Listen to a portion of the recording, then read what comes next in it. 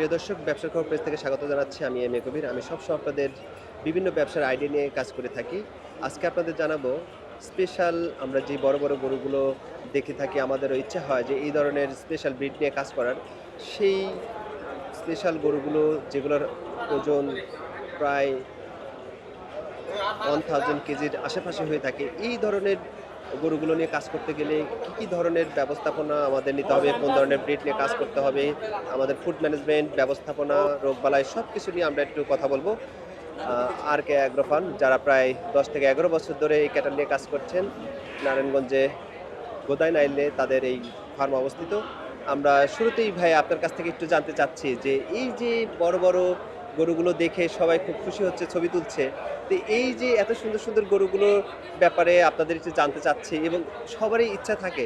গ্রামে অনেক ক্ষুদ্র খামারের ইচ্ছা হয়, হ্যাঁ? যে আমরা যদি এরকম একটু বড়, বড় গরুগুলো লালন-পালন করতে পারি, তারা একটু এই ধরনের স্বপ্ন দেখে। তো আপনাদের দীর্ঘ অভিজ্ঞতা থেকে আপনারা আমাদের একটু জানানোর চেষ্টা করবেন যে আপনাদের টোটাল প্রসেসটা কিরকম? কোন ব্রিড নিয়ে কাজ করেন? সবকিছু আমরা একটু জানতে চাচ্ছি। প্লিজ। এখানে আপনি যখন একটা খামার শুরু করবেন সেই ক্ষেত্রে আপনার প্রথমেই মাথায় ধারণা থাকতে হবে যে আপনি কি ফ্যাটেনিং ক্যাটাগরিতে কাজ করতে চাচ্ছেন নাকি ডেইরি নিয়ে কাজ করতে চাচ্ছেন নাকি আপনার দুটাই সমন্বয়ভাবে করবেন।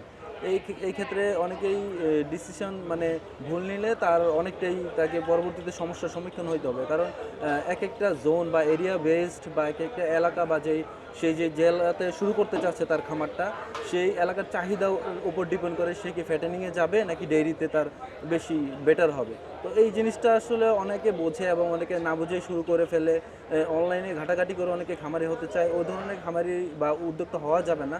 আগে ফিল্ড পর্যায়ে আপনার অন্ততপক্ষে একটা দুইটা গরু দিয়ে ছোট অবস্থায় শুরু করতে হবে। আর সেই ক্ষেত্রে যদি আপনি বড় জাতের কথা বলেন, যেমন শাহিওয়াল ব্রিড বলেন বা হোলস্টাইন ফ্রিজিয়ান বলেন এবং আরসিসি, মানে বিভিন্ন জাতের যেগুলো বড় হয় মোটামুটি, ওগুলো নিয়ে কাজ করতে হলে আপনার ছোট থেকেই ভ্যাকসিনেশনের যে বিষয়টা এবং কৃমিনাশক, ভিটামিন, মিনারেলস যা যা প্রয়োজন ছোট থেকে সবগুলোই দিতে হবে। যেমন মানুষ যখন জন্মগ্রহণ করে তখন কিন্তু ছোট থেকে তাকে টিকা দেওয়া হয় বাচ্চা অবস্থায়, ঠিক তেমনি প্রাণীর ক্ষেত্রে গরুর ক্ষেত্রে আপনারা ছোট থেকে আপনার ভ্যাকসিনেশনটা এনশিওর করতে হবে। এবং ভ্যাকসিনেশন করে শুধু আপনি রেখে দিলেন তা হবে না, ভ্যাকসিনেশন করার পরে পর্যায়ক্রমে তাকে কৃমিনাশক দিতে হবে এবং লিভার টনিক দিতে হবে এবং পর্যায়ক্রমে সে বড় হয়ে ওঠা পর্যন্ত কন্টিনিউয়াসলি এটা প্রসেসিং চলবে।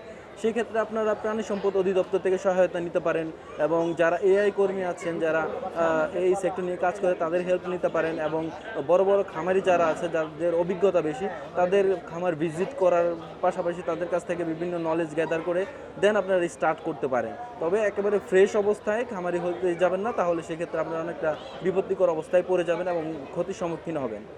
আচ্ছা। আপনাদের এই খামারের যেহেতু প্রায় 10 প্লাস অভিজ্ঞতা, আপনারা এখন খামারে কি পরিমাণ ক্যাটল রয়েছে এবং এই যে আপনারা এখানে বেশ বড়, বড় কয়েকটি গরু নিয়ে এসছেন, এগুলার জাত এবং ওয়েট সম্পর্কে একটু বলবেন এবং আপনাদের খামারে কতগুলো এই মুহূর্তে ক্যাটল আমাদের রয়েছে? খামারে এখন বর্তমানে 500 প্লাস গরু আছে এবং কোরবানি আস্তে আস্তে আমরা প্রায় 1000 ক্যাপাসিটি তৈরি করি আর কি। তো আমাদের এখানে ম্যাক্সিমামগুলা দেশি জাত থেকে শুরু করে দেশি শাহিওয়াল, অস্ট্রাল, হোলস্টাইন ফ্রিজিয়ান এবং আরসিসি সহ হাসা, এই ধরনের গরুগুলো বেশি পাওয়া যায় এবং মহিষও আছে আমাদের, খাসি আছে, দুম্বা আছে। তো এগুলো সবগুলো ক্যাটাগরি নিয়ে আমরা কাজ করি এবং আমাদের কোরবানিতে সেল করার পাশাপাশি আমরা সারা বছরই সেল করি। যারা ছোট ছোট খামারি আছে, যারা জাত নির্বাচনে প্রথম অবস্থায় বুঝতে পারে না বা জানাশোনা নেই, তারা আমাদের কাছ থেকে বিভিন্ন জাতের বাচ্চা সংগ্রহ করতে পারে এবং গরু সংগ্রহ করে কাজে তার খামারের কাজের জন্য নিতে পারে, কারণ সে প্রথম অবস্থায় জাত বা একটা ভালো জাতের বাছুর বাছাই করা তার জন্য অনেক কষ্টসাধ্য ব্যাপার। তাই সেক্ষেত্রে তার দক্ষ লোকের কাছ থেকে বাছুর সংগ্রহ করলে বা গরু সংগ্রহ করলে সে লাভবান হবে। আচ্ছা, আপনাদের এখানে খাবার ব্যবস্থাপনাটা কিভাবে ম্যানেজমেন্ট করেন? আপনারা আমার কতগুলো গরুর জন্য কি পরিমাণ ঘাস লাগিয়েছেন? আবার সাইলেজ খাওয়ান কিনা? কোন খাবারটাকে বেশি আমরা হচ্ছে প্রাধান্য দেন? তারপর দানাদার খাবারগুলা কিভাবে তৈরি হয়? এটা একটু বলতে চাই। মূলত আমরা হচ্ছে মানে গরুর ক্যালকুলেশনটা এইভাবে করি, বডি ওয়েটের উপর ডিপেন্ড করে। যেমন ধরেন পার 100 কেজির জন্য আমরা দানা খাবার একটা রেশিওতে সিলেকশন করি এবং ঘাসও একটা রেশিওতে সিলেকশন করি। সেই ক্ষেত্রে দেখা যাচ্ছে যে 100 কেজির জন্য আমরা মিনিমাম 3 কেজি ঘাস দিই 100 কেজি বডি ওয়েটের জন্য। তো এই যে গরু যত বড় হবে ওইভাবে সিলেকশন করা হবে এবং যেটা দানা খাবার মানে মিক্স খাবার, গমের ভুসি, ভুট্টা ভাঙা, ছোলা ভাঙা, ছোলার ছাল এবং সয়া মিলের খৈল, সরিষার খৈল, এগুলোর একটা রেশিও তৈরি করে আমরা আপনার 100 কেজিতে 1 কেজি দানা খাবার দিয়ে থাকি। এবং যখন কোরবানির সন্নিকটে আসে তখন 70 কেজিতে 1 কেজি দিয়ে থাকি আর কি। এটা ডিপেন্ড করে সময়ের উপরে। আচ্ছা, আপনারা কি পরিমাণ ঘাস এবং কোন জাতের ঘাসটা বেশি তৈরি করেন, মানে আমরা আবাদ করেন? ভুট্টা মানে মিল্কি স্টেজে যে ভুট্টা গাছটা আছে ওইটা ব্যবহার করি। যখন ওইটা সোর্স আমাদের শেষ হয়ে যায় বা ওটা সবসময় পাওয়া যায় না, তখন আমরা নেপিয়ার ঘাস নিয়ে আর কি গরুকে খাওয়াই। নেপিয়ার ঘাস কেন খাওয়ান? নেপিয়ার ঘাস ঘাসের চাহিদার ক্ষেত্রে যেমন ধরেন প্রত্যেকটা গরু বলেন গাভী বলেন ঘাসের মধ্যে ভুট্টাতে থাকে বেশি পার্সেন্টেজ মানে প্রোটিন পার্সেন্টেজ, কিন্তু নেপিয়ার থাকে কম থেকে ওটা আমাদের মানে সাপ্লাই থাকার না কারণে এটা আমাদের ম্যাক্সিমাম ইউজ করা হয়। না, ঘাসের অনেক ধরনের জাত আছে, বিভিন্ন ধরনের জাত নিয়ে কাজ করে। আপনারা এটা সহজলভ্য এবং সহজে পাওয়া যায়। এটা আপনার ক্যাপাসিটিও বেশি হয়। এটা আপনার এক পাশ থেকে কাইটা আসলে পরে অন্য পাশ থেকে অটোমেটিক হয়ে যায়। এটা আর কি মেইনটেনেন্স কস্টও কম, আচ্ছা, আচ্ছা। এই জন্য আর কি আর মূলত দানাদার এটা খাবার মোট কতগুলা দানা নিয়ে খাবার তৈরি করেন? আমরা প্রায় 13 থেকে 14টা আইটেম নিয়ে মিক্সটা তৈরি করি। আচ্ছা, আপনাদের এখানে তো সার্বক্ষণিক নিজেদের ডক্টর তো আছেই, সাথে সাথে উপজেলা প্রাণী হ্যাঁ, সম্পদ হ্যাঁ। থেকে সহায়তা নিয়ে থাকেন। হ্যাঁ, সরকারিভাবে সহায়তা নিয়ে থাকি। আর প্রযুক্তি নির্ভর কি করেছেন আপনাদের খামারে? প্রযুক্তি নির্ভর বলতে যেমন ধরেন আমাদের যে ভ্যাকসিনেশন যে বিষয়টা, এটা শুধু দিয়ে রাখলে হবে না, এটা রেজিস্টার মেনটেন করার বিষয় আছে এবং এগুলো সফটওয়্যার আছে। সফটওয়্যারের মাধ্যমে আমরা এটা ক্যালকুলেশন করে রাখি কোন ডেটে কোন ভ্যাকসিন যাচ্ছে, কোন ডেটে কোন ক্যালসিয়াম মিনারেল বা কৃমিনাশক কবে করা হচ্ছে, এগুলো মেনটেনেন্স করার পাশাপাশি যেমন ধরেন গরু নির্দিষ্ট একটা সময় পর তার খুরা একটা মানে এলোমেলো শেপ তৈরি হয়ে যায়, এই জন্য এগুলা কাটার জন্য মেশিন আছে, যন্ত্র আছে, এগুলো ইউজ করি। এবং ডেয়ারির ক্ষেত্রে মনে করেন যে দুধ দহনের জন্য যে মেশিন, এগুলো ইউজ করা হয়। আচ্ছা, আর সকাল থেকে সন্ধ্যা পর্যন্ত পরিচর্যাটা কিভাবে করে থাকেন? সকাল থেকে সন্ধ্যা বলতে যেমন সকালবেলা যখন সকাল হয়, ডেইরির যে সেক্টরটা আছে আমাদের ওইখানে ফ্লোর ওয়াশ করানোর পরে, গাভীকে ওয়াশ করানোর পরে আমরা দুধ দহন শুরু করি এবং ফ্যাটেনিংয়ের জায়গায় আমরা গরু ওয়াশ করার পরবর্তীতে খাবার দিই। সকালবেলা দানা খাবার এবং দানা খাবার খাওয়ার 4 থেকে 5 ঘন্টা পরে 12টার দিকে বা 11:30টার দিকে খ্যার দিয়ে দিই।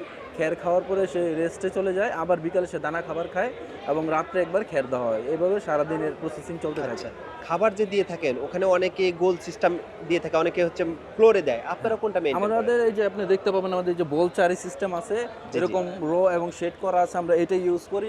এটা ইউজ করার উপকারিতা হচ্ছে আপনি যখন সিমেন্ট দিয়ে ঢালাই করবেন, ঢালাই করাতে ওটা একটা সময় ক্ষয় হতে ভিতরের কংক্রিট বের হয়ে যায়, ওটা গরুর জিভায় লাগে এবং জিভা ছিলে যায়। এই জন্য এটা ইউজ করলে আপনার কোনো রিস্ক নাই এবং এটাতে খুব ভালোভাবে খাবারটা মিক্স করে দেওয়া আবার হয়। হাইজিনটা মেইনটেইন হয়। ওখানে হচ্ছে বিভিন্ন জীবাণু টিবাণু আক্রমণ করতে হয়। আপনারা এখানে বেশ কয়েকটা গরু আছে, এগুলো একটু জাত এবং ওয়েট একটু বলবেন? এটা হচ্ছে আপনার আরসিসি জাতের একটা গরু।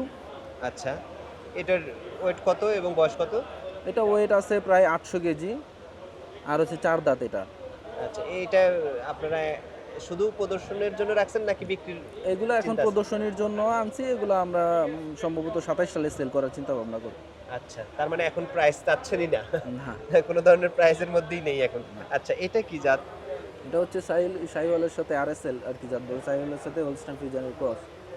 এটার ওয়েট কত এবং বয়স কত? এগুলো 900 কেজি 4 দাঁত। আচ্ছা, এগুলোও কি 27 সালে বিক্রি করবেন না? এটা হ্যাঁ, 27 সালের জন্য। 27 এ বিক্রি করলে এটা ওয়েট আর কত হতে পারে আনুমানিক একটা? এটা 1000 প্লাস তো হবে, 1100 আর কি টার্গেট। খুবই সুন্দর।